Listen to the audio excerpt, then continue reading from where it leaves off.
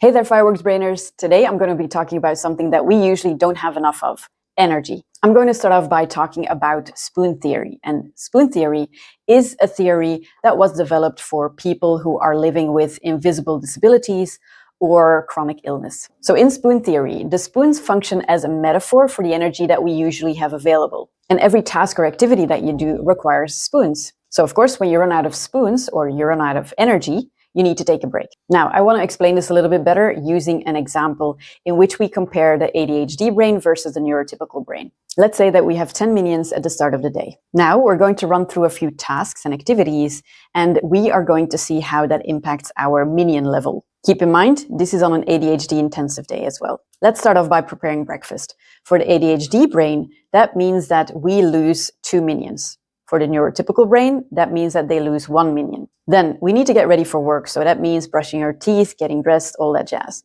For an ADHD brain, that would result in having 4 minions less. For a neurotypical brain, that would result in 1 minion less. So that means that before we have even arrived to work, we actually have 6 minions less of our 10 minions that we had for the day, and a neurotypical person has 2 minions less. No wonder we're always tired. There's a new theory out that can explain some of this, and I will explain more of that in my newsletter that I'm publishing today. So if you're interested, you can always subscribe for that. But in short, the theory mentions that ADHDers might have an unstable energy supply for the brain. More specifically, we have more limited brain energy reserves, and those brain energy reserves are often not fully restored. That means that our executive center runs out of energy very quickly. So when a task is boring or it takes a little bit too long, ADHDers tend to rely on things like movement, like fidgeting, for example, or task switching to generate arousal. Now, when I'm talking about arousal here, I am talking about dopamine and norepinephrine, which are actually providing a temporary energy boost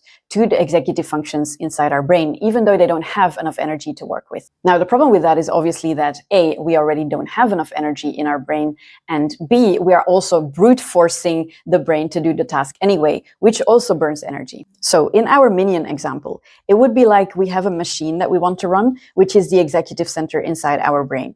And to run the machine, we need to press a lever, but we have less minions available to press it, and some of the minions also have a cold. So Gru comes in, who is actually dopamine and norepinephrine, and he forces the lever down so that it can run without the right amount of minions. So in the end, both Gru and the minions are spending energy. This whole theory could explain why we feel so drained after a period of hyperfocus, even if we have actually taken some breaks and even if we are interested in the topic. So this is the best strategy that I can give you as an ADHD health coach. Look at the tasks that you have and how many minions they actually ask from you.